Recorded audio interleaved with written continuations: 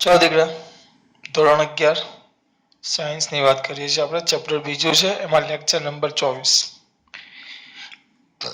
આજે lecture number 24 છે, એમાં આપણે થોડાક નાના નાના સવાલ એમસીક્યુમાં પૂછાય, કવાર થિયરીમાં પૂછાય. તો એ જે નાના નાના સવાલ છે ને એની વાત કરવાની છે. 1 માર્ક્સના સવાલમાં પૂછાય એની વાત. આપણે દ્રષ્ટિ સ્થાન ભેદની રીત જોઈ, મોટા અંતરો માપવાની રીત, જેને આપણે નામ આપેલું દ્રષ્ટિ સ્થાન ભેદની રીત. બરાબર. હવે નાના અંતરો માપવા હોય તો કોના વડે મપાય? સ્કેલ વડે તો નાના અંતરો મપાય નહીં. અણુ અને પરમાણુ લેવલ જોવું હોય તો એના માટે કયા સાધનોનો ઉપયોગ થાય? કયા સાધનો? તો એ સાધનોની વાત કરવાની છે. તમને આ ખબર જ છે, બરાબર. અને હું તમને આના ફોટા ટેલિગ્રામ પર મૂકી દઈશ, તમે ફોટા જોઈ શકશો, તમને ખબર પડે કે કની વાત કરીએ છીએ. સૌથી પહેલા આપણે સાધનની વાત કરશું, optical microscope. Optical microscope. Sir, optical microscope એટલે શું? તો એ ટેન્શન લેવાની જરૂર નથી. ઓપ્ટિકલ એટલે તમે સ્કૂલમાં પેલું સાદું એવું જોયું હોય તો, સ્કૂલમાં સાદું માઇક્રોસ્કોપમાં દીકરાઓ જોયું તો અહીંયા જગ્યા નથી પણ દોરવું પડે એવું છે. ક્યાં દોરશું બેટા? ચલો અહીંયા તેને આ 2 મિનિટ ભૂસી નાખું છું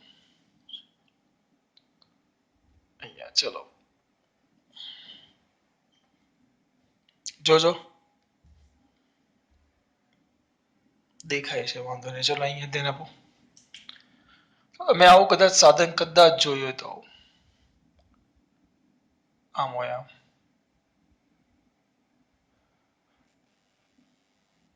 આ રીતે હોય, આનું સ્ટેન્ડ નીચે અને ઉપર આમ હોય ને, તો અહીંયાથી આમ જોવાનું હોય. આમ અહીંયા પેલું લેન્સ હોય, અહીંયા લેન્સ હોય એક, અને અહીંયા એક અરીસો મૂક્યો હોય, અરીસો આમ ગોળ. તમે જોયું હોય તો થાય કેવું, અહીંયા બારી આગળ પ્રકાશ સીધો અહીંયા નીચે આમ પડે. જેવો પ્રકાશ પડે એટલે આપણે આને નીચેથી આમ સેટ કરવાનો આવે ધીમે ધીમે. જેવો સેટ કરો એટલે પ્રકાશ સીધો અહીંયાથી અહીંયા આપણે જેનું વસ્તુ જોવાની હોય ને, દાખલા તરીકે કોષો જોવા હોય તો આપણે ડુંગળીના કોષોને જોવા માટે અહીંયા સ્લીટ મૂકતા આવી. સ્લીટ યાદ કરો, એક સ્લીટ લેતા આમ ગાલના કોષો જોવા માટે પછી ચમચીથી આમ ઘસતા, આમ કરીને પછી ઉપર નાખીને, ઉપર નાની કવર, સીટ કવર કહેવાય, કવર પ્લાસ્ટિકનું એકદમ પતલું આવે, સોરી કાચનું, એ મૂકીને પછી જોતા આપણે. તો એ સ્લીટ, કાચની સ્લીટ અહીંયા મૂકવામાં આવે અને અહીંયાથી પછી આપણે આંખ વડે અહીંયાથી જોતા એને. આંખ વડે, આંખ દોરવી પડશે ને, ચાલશે ભાઈ, આંખ તો ખબર પડે ને, આંખ વડે આપણે જોતા. તો અહીંયાથી પ્રકાશ આપાત થાય અને એ પ્રકાશ આમ જાય એટલે આપણને અંદર વસ્તુ દેખાય. આમાં ઉપયોગ થયો પ્રકાશનો, અને એ કયો પ્રકાશ હોય? આપણો દ્રશ્ય પ્રકાશ હોય. ધ્યાન આપજો, કયા પ્રકાશનો? દ્રશ્ય પ્રકાશ. તો આ ટેલિસ્કોપને કહેવાય ઓપ્ટિકલ ટેલિસ્કોપ. કેમ સર ઓપ્ટિકલ નામ આપ્યું? ઓપ્ટિકલ નામ આપવા પાછળનું રીઝન શું? કેમ આને ઓપ્ટિકલ નામ આપ્યું? કારણ કે એના અંદર દ્રશ્ય પ્રકાશનો ઉપયોગ થાય એટલે એને આપણે નામ આપ્યું ઓપ્ટિકલ. કયું બેટા? ઓપ્ટિકલ. એને એટલે આપણે નામ આપ્યું ઓપ્ટિકલ ટેલિસ્કોપ. સાદી આકૃતિ મેં તમને દોરી જોઈ. હા, અને વ્યવસ્થિત ફોટો હું તમને મોકલી દઈશ કમ્પ્લીટ. તો આ તમારી સાદી આકૃતિ છે. જુઓ, બોલું કે ખબર પડે છે? આ કોણ થઈ ગયું તમારું? દ્રશ્ય પ્રકાશનો ઉપયોગ થાય, ઓપ્ટિકલ માઇક્રોસ્કોપ. દ્રશ્ય પ્રકાશ, તમારા દીકરા તરત બોલશે. દ્રશ્ય પ્રકાશની તરંગ લંબાઈ કેટલી હોય? સર 4000 એંગસ્ટ્રોમ થી 8000, પણ અમુક વાર 7000 કહેવામાં આવે છે. યાદ રાખજો, કોઈ પણ પ્રકાશ આવે એની ચોક્કસ સીમા નથી. એટલે અત્યારે આ પાઠમાં આપણે 4000 થી કેટલી લેશું? 7. તમે 10માં 4000 થી 8000 એંગસ્ટ્રોમ ભણ્યા છો. એંગસ્ટ્રોમ તો ખબર ને, ભણી ગયા, 10⁻10 મીટર. એટલું એના અંદર દ્રશ્ય પ્રકાશનો ઉપયોગ થાય, જેની તરંગ લંબાઈ કેટલી? 4000 થી 8000. પેલા ખબર પડી એમાં? તો જો એ મુદ્દા અહીંયા છે. ઓપ્ટિકલ માઇક્રોસ્કોપમાં દ્રશ્ય પ્રકાશનો ઉપયોગ થાય, જેની તરંગ લંબાઈ, જો બીજો મુદ્દો, 4000 થી 4000 થી કેટલી છે બેટા 7000 એંગસ્ટ્રોમ. અને આ જે પ્રકાશ છે ને પ્રકાશ ધ્યાન રાખજો, પ્રકાશ એ તરંગ સ્વરૂપે આગળ વધે, તરંગ સ્વરૂપે આગળ વધે. આ જે કિસ્સો છે એમાં પ્રકાશ કયા સ્વરૂપે આગળ વધે? તરંગ સ્વરૂપે. તો તરંગ સ્વરૂપે આગળ વધે તો હોવાને કારણે એનો ઉપયોગમાં લીધેલા જેટલા જ વિભેદન માટે હોવાને કારણે ઉપયોગમાં લીધેલા પ્રકાશ જેટલા જ વિભેદન માટે ઓપ્ટિકલ માઇક્રોસ્કોપ વાપરી શકાય. હવે પ્રકાશ તરંગ સ્વભાવ ધરાવે. હવે આમાં 4000 થી 7000 માં બહુ બધો પ્રકાશ આવે. દ્રશ્ય પ્રકાશમાં લાલ, જાને, વાલી, પીનારા, તો બધાની તરંગ લંબાઈ કેવી? અલગ અલગ. તો તમે જે પ્રકાશ લેશો, પીળો પ્રકાશ આવે, શ્વેત પ્રકાશ આવે, તો તમે જેવો પ્રકાશ વાપરો, તમને ઉદાહરણ આપો, પીળો અને શ્વેત બે તમે જોયા જ છો, મર્ક્યુરી લેમ્પ ને સોડિયમ લેમ્પ, બે લેમ્પ આવે. અને જવા દો, આપણે ગાડીમાં જે રાતે જોઈએ પીળો લેમ્પ આવે, બરાબર. અને અમુક હવે જે એચડી ગાડી એવી એલઈડી ની વાત નથી કરતો, અત્યારે બીજી ગાડી આવે તેમાં અમુક જણા પેલો હેલોજન લેમ્પ લગાવે, હેલોજન બહુ વધારે પ્રકાશ આપે ને શ્વેત પ્રકાશ આપે, તેમ જુદા જુદા લેમ્પ આવે, અલગ અલગ પ્રકાશ ઉત્પન્ન થાય. તો શ્વેત પ્રકાશ ઉત્પન્ન થાય, હેલોજન લેમ્પમાં શ્વેત પ્રકાશ ઉત્પન્ન થાય, સોડિયમ લેમ્પમાં પીળો પ્રકાશ ઉત્પન્ન થાય. તમે જેવો પ્રકાશ વાપરો, દરેક પ્રકાશની તરંગ લંબાઈ કેવી? અલગ અલગ. તો એની જેટલી તરંગ લંબાઈ હોય એટલું એ વિભેદન કરી શકે. વિભેદન એટલે એટલી નાની વસ્તુને જોઈ શકે. અહીંયા જ વાપરું. જો પ્રકાશ તરંગ સ્વભાવ ધરાવતો હોવાને કારણે ઉપયોગમાં લીધેલા પ્રકાશ જેટલા જ વિભેદન માટે ઓપ્ટિકલ માઇક્રોસ્કોપને શું કરી શકાય? વાપરી શકાય. 10⁻10 મીટર કરતા નાના પરિમાણ વાળા કણોનું વિભેદન ન થાય. વિભેદન એટલે કે એના કરતા નાના કણોને આપણે વિભેદન જુદા પાડીને જોઈ શકતા નથી. એટલીસ્ટ આપણે કેટલું નાનામાં નાનું માપી શકીએ? આપણે છેલ્લે ઓછામાં ઓછું કેટલું માપી શકીએ બેટા? 10⁻10 મીટર. એના કરતા નાના કણોને ઓપ્ટિકલ માઇક્રોસ્કોપ વડે વિભેદન જુદા જ ન પાડી શકો તો જોઈ કેવી રીતે શકો? એટલે પહેલા MCQ માં પૂછે, ઓપ્ટિકલ માઇક્રોસ્કોપમાં કયા પ્રકાશનો ઉપયોગ થાય? દ્રશ્ય પ્રકાશ. તરંગ લંબાઈ કેટલી? 4000 થી 7000. તો એના વડે આની જે પ્રકાશ વપરાય એની તરંગ લંબાઈના ક્રમના જ પરિમાણને તમે જોઈ શકો. એના કરતા નાના કણોને જોઈ શકતા નથી. આ પહેલું આવ્યું ઓપ્ટિકલ માઇક્રોસ્કોપ. પછી બીજું આવે ઇલેક્ટ્રોન માઇક્રોસ્કોપ. સર એ શું છે? એમાં જેમ ઓપ્ટિકલ માઇક્રોસ્કોપમાં પ્રકાશનો ઉપયોગ થયો એમ ઇલેક્ટ્રોન માઇક્રોસ્કોપમાં પ્રકાશની એના જગ્યાએ ઇલેક્ટ્રોન બીમનો ઉપયોગ થાય. ઇલેક્ટ્રોન બીમનો એટલે અહીંયા જુઓ, ઇલેક્ટ્રોન બીમનો ઉપયોગ થાય. પહેલો ઇલેક્ટ્રોન માઇક્રોસ્કોપમાં કોનો ઉપયોગ થાય? Electron beam. Sir electron beam એટલે એવી રચના હોય કે જેમાં સતત, ચલો અહીંયા દોરવાનું, બહુ મોટી રચના આવે બેટા. સર સમજાવો ને બેટા. બેટા મારું કામ નથી આ રચનાઓ સમજવી. આ ગૂગલમાં તમે જોશો તો આવું બહુ મોટો હોય બેટા. અને આની અંદર લેન્સની બધી અલગ અલગ ગોઠવણી કરેલી હોય, જુદી જુદી જગ્યાએ ક્ષેત્ર હોય, પણ અહીંયાથી ઇલેક્ટ્રોનનો આખો બીમ બાપાત થતો હોય નીચે. ઇલેક્ટ્રોન બીમ એટલે એક પછી એક ધીરે ધીરે ધીરે ધીરે. દાખલા તરીકે ઉદાહરણ આપું, પેલું ફ્લાઇંગ જટ પિક્ચર જોયું હશે, ફ્લાઇંગ જટ. તેમાં ખબર પેલો રમે એટલે બંદૂક મળી કસરત કરતો બતાવે, જીમનો શિક્ષક હોય કરાટેનો, એટલે પેલા છોકરા પેલા બંદૂક આવે ઠક ઠક ઠક ઠક, એમાંથી એક હાથે ગોળા એક હાથે નીકળે, ઠક ઠક ઠક, ગોળા ક્યાં? બોલ, દડા, બોલ, ઠક ઠક ઠક ઠક ઠક ઠક ઠક ઠક ઠક ઠક, એક પછી એક દડા અંદરથી નીકળતા છે. તેને કયા કહેવાય? એને શું નામ અપાય? એને ઇલેક્ટ્રોન બીમ નો કહેવાય, એને કહેવાય દડા બીમ. કારણ કે અંદરથી દડા એક પછી એક નીકળે, દડાનું બીમ કહેવાય. એમ એવું સાધન હોય અહીંયા ઉપર કે જે સાધન કન્ટિન્યુઅસલી ઇલેક્ટ્રોન એક પછી એક જવા દેતા હોય, તો આને કહેવાય ઇલેક્ટ્રોન બીમ. જ્યારે અહીંયા કોનો ઉપયોગ થયો હતો? આમાં કોનો ઉપયોગ થયો હતો? દ્રશ્ય પ્રકાશનો. જ્યારે આમાં કોનો ઉપયોગ થાય છે? ઇલેક્ટ્રોન બીમનો. ઇલેક્ટ્રોન બીમને યોગ્ય રીતે ડિઝાઇન કરેલા વિદ્યુત અને ચુંબકીય ક્ષેત્ર દ્વારા કેન્દ્રિત કરવામાં આવે. હવે એમ નહીં પૂછતા સર આ શું છે બેટા, એટલું તો કીધું ડિઝાઇન કરેલા. જે ડિઝાઇન આપણને આવડે એમ નથી, સમજ પડે, પણ એના માટે 11-12 આખું પૂરું કરેલું હોવું જોઈએ. સમજ પડી શકે કે ના બરાબર છે, આવું થાય. કારણ કે 12મું પૂરું કરો તો એ બધું આવશે. વિદ્યુત ને ચુંબક 12માં આવે. એટલે યાદ રાખવાનું કે યોગ્ય રીતે ડિઝાઇન કરેલા વિદ્યુત અને ચુંબકીય ક્ષેત્ર દ્વારા એને કેન્દ્રિત કરવામાં આવે. અને પછી કેન્દ્રિત એટલે જો એક લાઈનમાં જ જાય છે આ બધા, તેનો ઉપયોગ થાય ઇલેક્ટ્રોન બીમ તરીકે. ઇલેક્ટ્રોન પણ તરંગ પ્રકૃતિ ધરાવે છે. ઇલેક્ટ્રોન, આમ ઇલેક્ટ્રોન જોવા જઈએ તો ઇલેક્ટ્રોનને કણ કહેવાય, ઇલેક્ટ્રોન એટલે કણ થાય, પણ આ જે ઇલેક્ટ્રોન માઇક્રોસ્કોપ છે એની અંદર એક કણ સ્વરૂપે નહીં પણ તરંગ સ્વરૂપે કામ કરે છે. એમાં પણ તરંગ, જો યાદ રાખજો આવશે. અત્યારે બહુ મોટો સમય છે, બહુ મોટો સવાલ છે. અત્યારે વૈજ્ઞાનિકો માટે બહુ મોટો પ્રશ્ન છે કે કેટલાક એવા કિસ્સા છે કે જેમાં પ્રકાશને તમે કણ સ્વરૂપે લઈ શકો છો. બરાબર, ઘણા એવા કિસ્સા છે. દાખલા તરીકે તમારે 12માં ભણવામાં આવશે ફોટો ઇલેક્ટ્રિક અસર, કોમ્પટન અસર. એ અસર તમારે ભણવી હોય તો પ્રકાશને તમારે કણ સ્વરૂપે લેવો પડે. જ્યારે વ્યતિકરણ, વિવર્તન, ધ્રુવીભવન આ ઘટના ભણવી હોય તો પ્રકાશને તમારે તરંગ સ્વરૂપે લેવો પડે. અત્યારે વૈજ્ઞાનિકોનો બહુ મોટો સવાલ છે દ્રવ્યનો દ્વૈત સ્વભાવ. દ્વૈત સ્વભાવ, દ્રવ્ય અને તરંગ. કેટલાક વાર દ્રવ્ય તરંગ સ્વરૂપે વર્તે તો કેટલીક વાર તરંગ છે દ્રવ્ય સ્વરૂપે વર્તે. કન્ફ્યુઝ છે, બહુ મોટો સવાલ છે. કઈ ખબર ન પડી બેટા.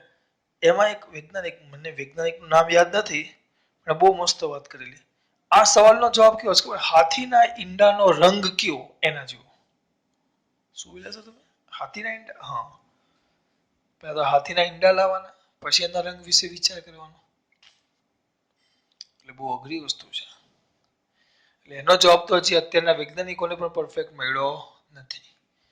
એટલે અત્યારે આપણે એમ થાય ઇલેક્ટ્રોન તો કણ છે તો તરંગ સ્વરૂપે કેમ વર્તે? એ બધા ખાસ કિસ્સામાં દ્રવ્ય હોય કણ સ્વરૂપે પણ વર્તે, આ દ્રવ્ય તરંગ સ્વરૂપે વર્તે, તો કેટલાક કિસ્સામાં તરંગ છે દ્રવ્ય સ્વરૂપે પણ વર્તે. એને કહેવાય દ બ્રોગલીનો, દ બ્રોગલી નામ છે બેટા વૈજ્ઞાનિક. એનો દ્રવ્યનો દ્વૈત સ્વભાવ કરીને એને કીધેલું. દ્વૈત સ્વભાવ, દ્વૈત સ્વભાવ, બે સ્વભાવ ધરાવે. કેટલીક વાર તરંગ સ્વરૂપે તો કેટલીક વાર દ્રવ્ય કણ સ્વરૂપે, એમ બે દ્વૈત સ્વભાવ.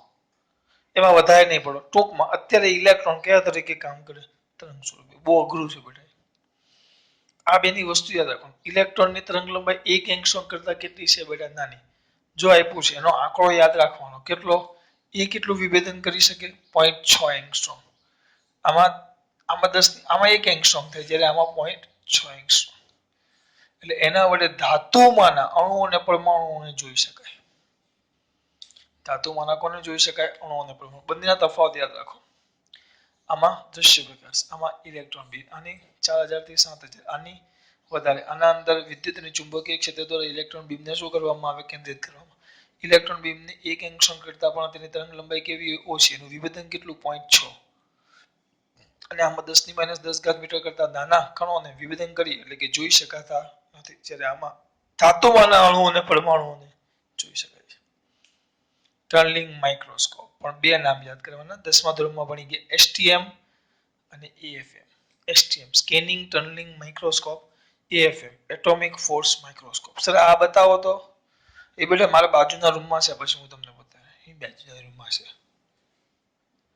હા બેટા, અમુક જ યુનિવર્સિટીઓમાં, દાખલા તરીકે મારા મિત્રએ મને કીધેલું, એ નેનો ટેકનોલોજી. એમએસસી મેં કર્યું, મેં ફિઝિક્સ કર્યું, બીએસસી પછી મેં એમએસસી કર્યું, એમએસસી ફિઝિક્સ કર્યું, પણ એ એમએસસી નેનોમાં ગયો હતો. નેનોમાં એ ગયો હતો એમએસ યુનિવર્સિટી. એમએસ એટલે બરોડા. તો ત્યાં એને, હવે મને યાદ નથી આ બેમાંથી કોઈ એક, એએફએમ હતું એટોમિક ફોર્સ માઇક્રોસ્કોપ, એ એને ત્યાં જોવા મળ્યું. એના વડે તમે કોઈ પણ સૂક્ષ્મ વસ્તુને જોઈ શકાય. નાનામાં નાની વસ્તુ એને પણ તમે જોઈ શકો.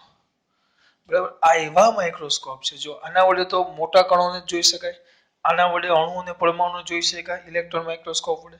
આના વડે જોઈ પણ શકાય અને એની ગોઠવણી પણ કરી શકાય. યાદ રાખજો, કદાચ તમારે આવી ગયો છે. જ્હોન બીનિંગ અને હેનરિક રોરે નામના બે વૈજ્ઞાનિક છે. આ બધી વધારાની માહિતી, કારણ કે આ વાર્તા જેવું જ છે. આ બધું વાર્તા જ કેવું છું હું તમને. થિયરી ટાઈપ છે પણ વાર્તા જેવું છે, એટલે સાંભળવાનું છે. એટલે તમે બોર્ડ ઉપર પહેલા લખી નાખ્યું. જ્હોન બીનિંગ અને હેનરિક રોરે નામના વૈજ્ઞાનિક 10મા ધોરણમાં આવી ગયું. IBM institute of business management એવી સંસ્થાના એમણે એવું કર્યું ખબર? એ બે વૈજ્ઞાનિકોએ અણુઓને ગોઠવા અને આઈ પછી બી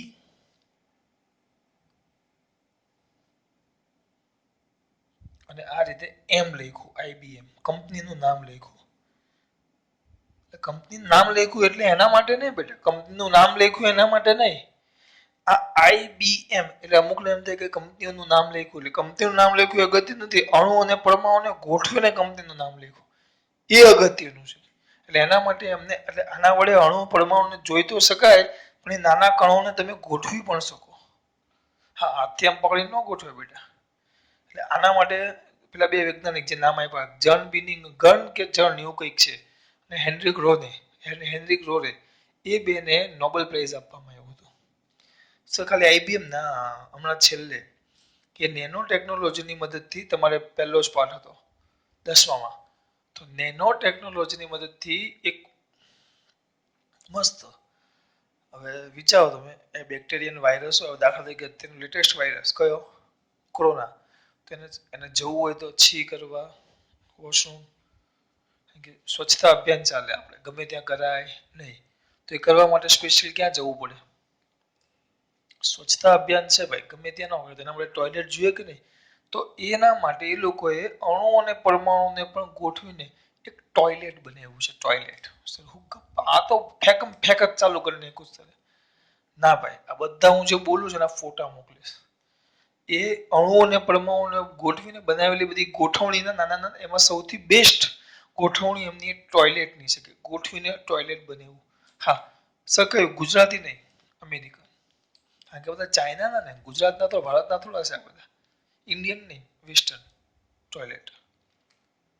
પછી જી આવજો, પેલા ખબર પડી. એટલે આના વડે સમજવાનું નથી ટોયલેટ કેવું હતું, કેવો આકાર હતો, એ બધું નહીં, કે એટલી સૂક્ષ્મ વસ્તુ અણુ અને પરમાણુને ગોઠવીને બનાવેલા ટોયલેટ છે. એટલે મેન આનો ઉપયોગ શું થાય, એ જોઈ તો શકાય અને ગોઠવી પણ શકાય.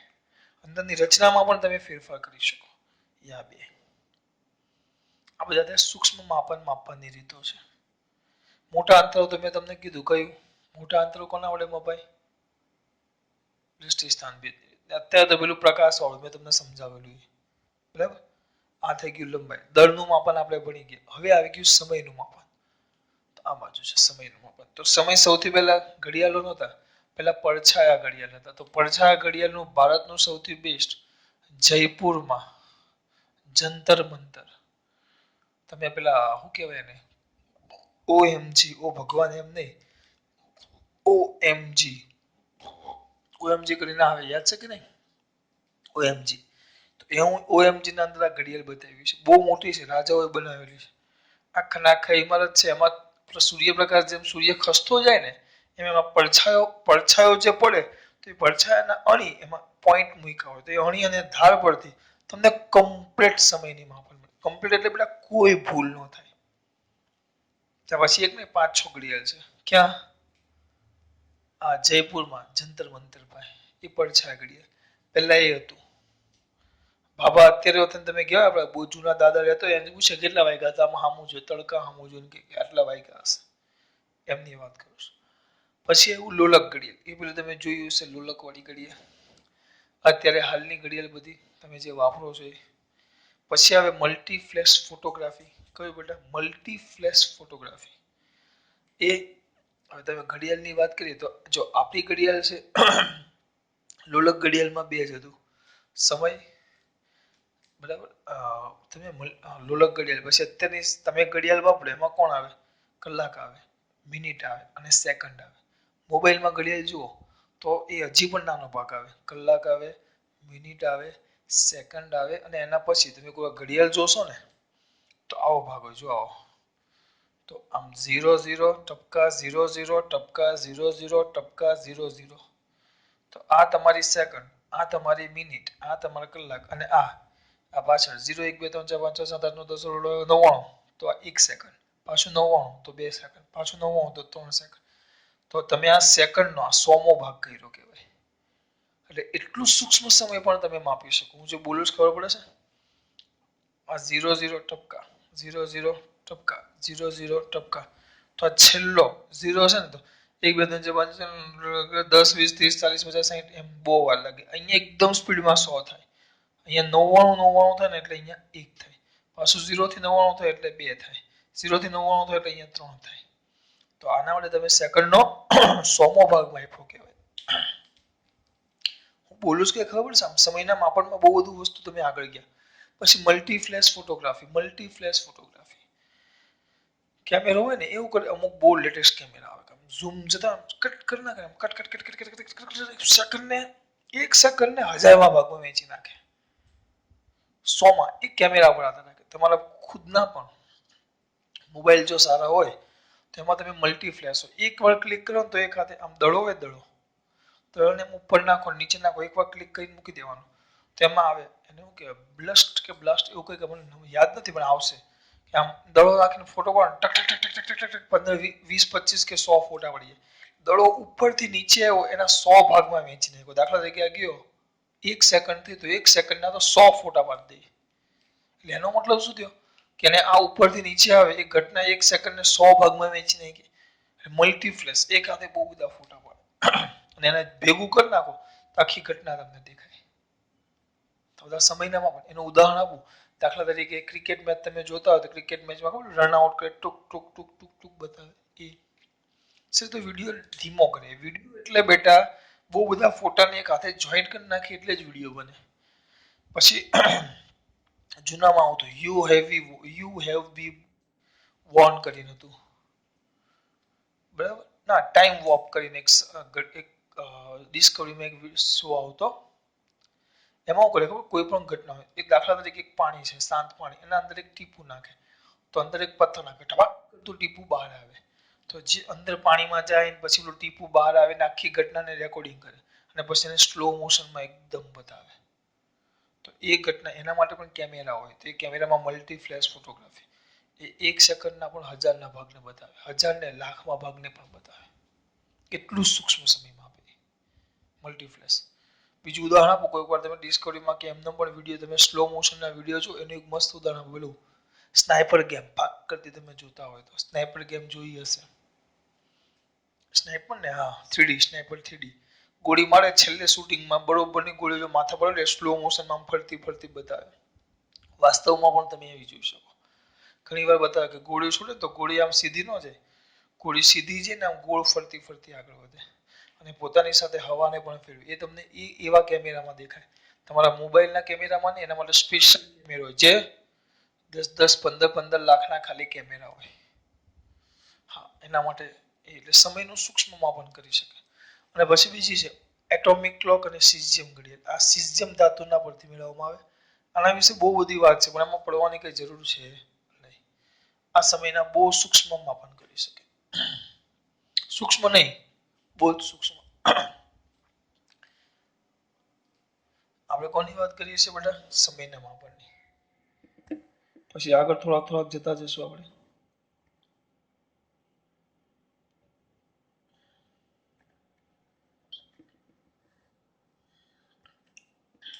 પછી આ થોડોક ભાગ જુઓ.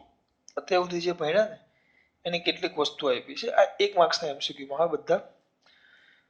તમને એમ પૂછે લંબાઈ હોય, લંબાઈ તો લંબાઈમાં મોટામાં મોટું માપ કયું?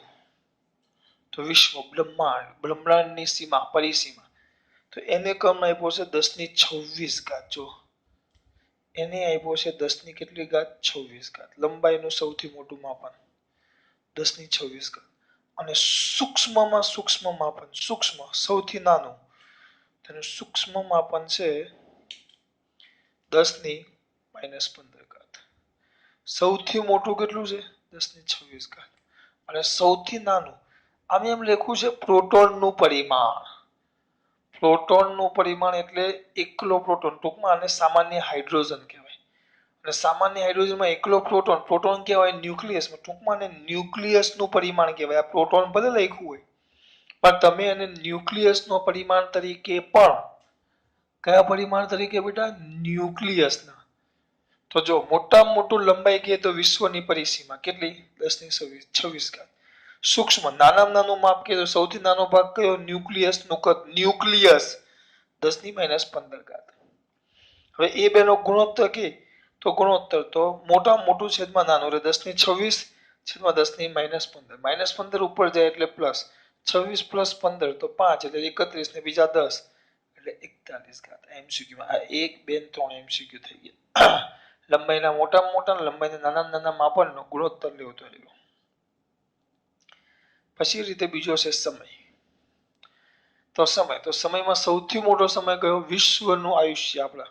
તો એ વિશ્વનું આયુષ્ય છે 10^17 સેકન્ડ. 10 ગુણ્યા 17 નથી, 10^17 સેકન્ડ છે. એટલે અમુક કહે છે કે બસ 17 સેકન્ડ છે, ઘાત. અને સૌથી સૂક્ષ્મ સમય અસ્થાયી કણોનો જીવનકાળ. અસ્થાયી કણો એટલે રેડિયોએક્ટિવ તત્વો. દાખલા તરીકે યુરેનિયમ હોય, યુરેનિયમ પોતાનામાંથી આલ્ફા, બીટા અને ગેમા આપણે આગળ વાત કરેલી છે. જેવા આલ્ફા અને બીટા જેવા કણો અને ગેમા જેવા વિકિરણો શું કરે? ઉત્સર્જન. આ તરત જ યુરેનિયમનું થોરિયમમાં રૂપાંતર થઈ જાય. તો યુરેનિયમ તરત શેમાં રૂપાંતર પામી ગયો? થોરિયમમાં. તો યુરેનિયમનું જે થોરિયમમાં રૂપાંતર થયું ને એ અસ્થાયી કહેવાય, સ્થાયી નથી. તો એ એકદમ સ્પીડમાં ઘટના થઈ. કેટલી સ્પીડમાં? જો આપી 10^24. કેવી 24? -24 સેકન્ડ. આટલા સેકન્ડમાં એનું ઉત્સર્જન થઈ જાય. તો નાનામાં નાનો સમય વિશ્વનું આયુષ્ય 10^17. મોટામાં મોટો સમય અસ્થાયી કણોનો જીવનકાળ 10^-24. 17 24 ઉપર જાય એટલે +24 41. એ પણ ગુણોત્તર કેટલો આવ્યો? 41. પછી દ્રવ્યમાન. આ તો આપણે કદાચ વાત કરી. વિશ્વનું સૌથી વધુ દ્રવ્યમાન આખા વિશ્વનું દળ જે 10^55 કિલોગ્રામ છે. ઇલેક્ટ્રોનનું દળ જે 10^-30 કિલોગ્રામ છે. ઇલેક્ટ્રોન ખરેખર એની કિંમત આવે 9.1 ગુણ્યા 10^-31 આવે. પણ 9.1 એટલે એને લોકોએ 10 લઈ લીધું. 10 ગુણ્યા 10^-31 તો કેટલું થાય? 10 ગુણ્યા 10^-31 એક ઘાત ઓછી એની 30 માઇનસ. 55 - 30 ઉપર જાય એટલે +30. 50 ને 30 ને 80 ને 5 × 85. આ બધા MCQ માં આવે બેટા. માત્ર MCQ માટે જ યાદ રાખવાનું છે આ બધું, અને 1 માર્ક્સના સવાલ માટે. બરાબર? આગળ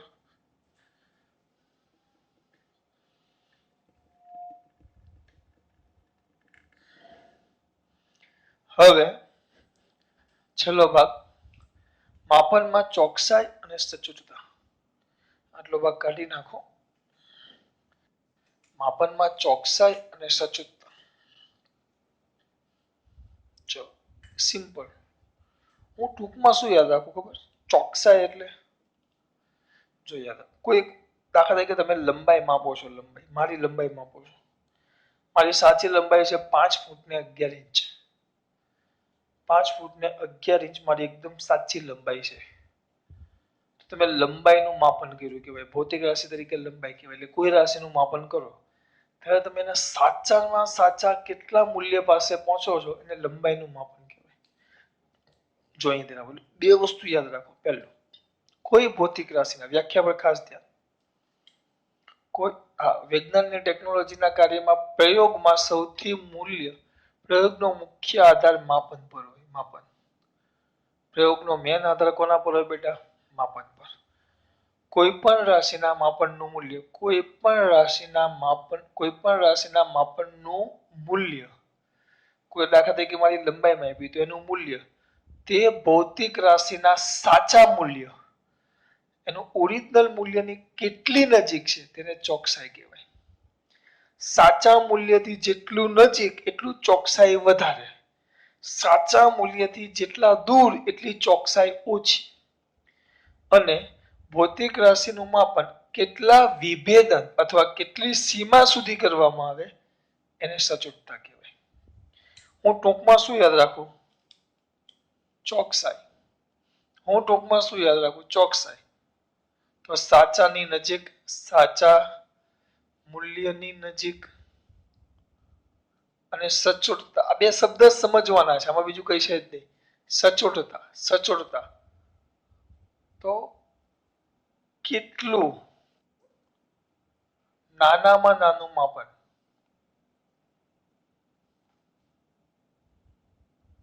ચલો એક કામ કરો, અહીંયા ધ્યાન આપજો.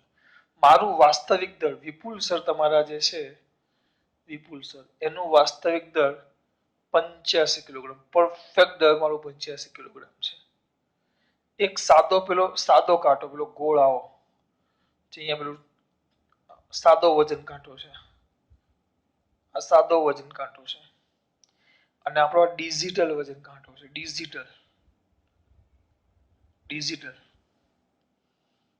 આ ડિજિટલ છે વજન કાંટો. સાદા વજન કાંટા પર ઊભો રહ્યો છું તો ત્યાં મારું દળ 84 કિલોગ્રામ બતાવે છે. કેટલું? 84. કારણ કે એમાં એ જ આવે, બીજું કઈ દેખાય નહીં, સીધા 84 85 એવું જ આવે.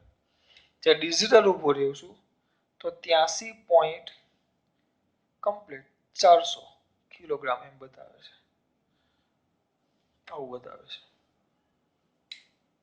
અને આ 84 એવું છે. વચ્ચે વચ્ચે ઊભું છે તો આપણે એમ કહીએ કે ભાઈ 84.5 કિલોગ્રામ વચ્ચે ઊભું છે એવું કરી નાખીએ. ચલો તો આ શું કરે છે જો, તો આ બેમાં મારું સાચું મૂલ્ય કયું છે? જો ઓરિજિનલ કેટલું છે?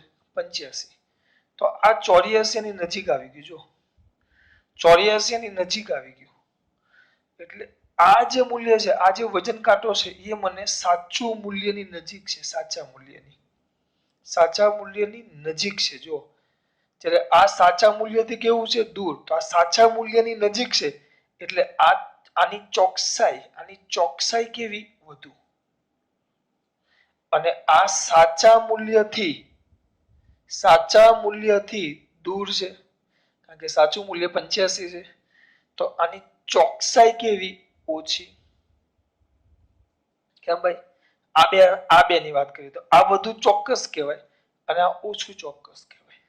કેમ? કારણ કે આ સાચા મૂલ્યની નજીક છે, આ 84 છે, જ્યારે આ 83 છે, આ સાચા મૂલ્યથી દૂર છે, એટલે આની ચોકસાઈ ઓછી, જ્યારે આની ચોકસાઈ વધુ.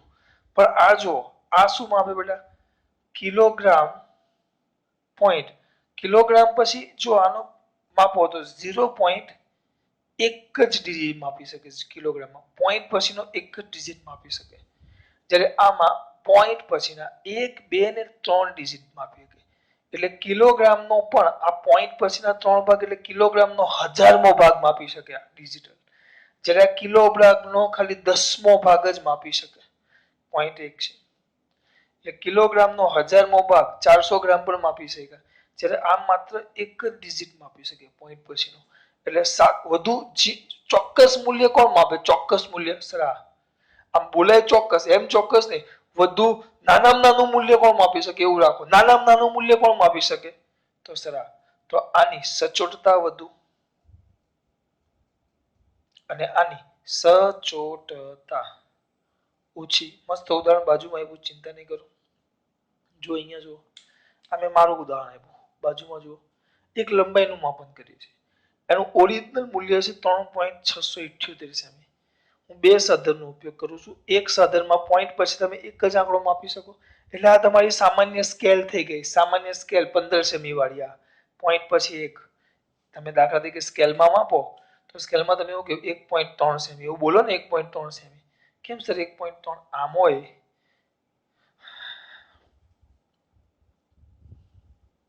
હોય તો આ 1, આ 2, આ વચ્ચે 5, 1 2 3 4 5 6 7 8 9 ને 10. હવે અહીંયા કોઈક વસ્તુ તમે શું કહેશો? આ કેટલું માપ કહેવાશે? 1.1 2 3 4 એમ કહ્યું ને, 1.4 કહ્યું. એટલે પોઈન્ટ પછી કેટલો આંકડો માપી શકો તમે? 1. આની વિભેદન શક્તિ પોઈન્ટ પછી 1 જ છે, જ્યારે આ પોઈન્ટ પછી કેટલા આંકડા માપી શકે? 2. એટલે આ સેમીનો 10મો ભાગ માપી શકે આ સાધન ને. બીજું જે સાધન છે સેમીનો 100મો ભાગ માપી શકે, પોઈન્ટ પછી 2 આંકડા. જો તો આના વડે જ્યારે મેં માપ્યું તો એ માપે છે 3.5 સેમી, અને એ જ માપ મેં આ બીજા સાધન માટે માપ્યું તો એ માપે છે 3.38 સેમી. આ કેટલું માપે છે? 3.5 સેમી. આ કેટલું માપે છે? 3.38 સેમી. પહેલું સાધન કેટલું માપે છે? 3.5. બીજું 3.38. સાચું મૂલ્ય છે 3.6. તો આ 3.5 એ 3.3 કરતા નજીક કહેવાય. આ 5 એ સાચા મૂલ્યની નજીક છે, એટલે આની ચોકસાઈ વધુ, જ્યારે આની ચોકસાઈ કેવી? ઓછી, કારણ કે સાચા મૂલ્યથી આની સરખામણીમાં એ દૂર છે. જ્યારે આ પોઈન્ટ પછી 2 ડિજિટ સુધી માપી શકે, એટલે આનો 100મો ભાગ માપી શકે, નાનામાં નાનો 100 ભાગ માપી શકે, 100મો ભાગ પણ માપી શકે, જ્યારે આમાં 10મો ભાગ મપાય. એટલે આમાં નાનામાં નાનું મૂલ્ય વધુ મપાય, નાનું મૂલ્ય કેવું મપાય? ઓછું. એટલે એટલે આની સચોટતા વધારે, જ્યારે આની સચોટતા ઓછી. ટૂંકમાં ચોકસાઈ એટલે સાચા મૂલ્યની કેટલા નજીક, અને સચોટતા જેટલું નાનું કરી શકો એટલી સચોટતા વધારે. આ બે શબ્દ પર જ ધ્યાન આપવાનું છે. થિયરીમાં એમાં ન પૂછાય, રેર કેસમાં કદાચ એમસીક્યુમાં કે એસક્યુમાં પૂછાઈ જાય તો, કારણ કે ખાલી સમજૂતી છે આ બધી, આજે જે આપી એ બધી એમસીક્યુમાં કદાચ પૂછાય. બરાબર, ચલો. અને આમાં ઘણી બધી વસ્તુના ફોટા અને વિડીયો તમને હાથે લિંક કરીને મોકલી દેવા. ખાસ વાત. જય શ્રી કૃષ્ણ.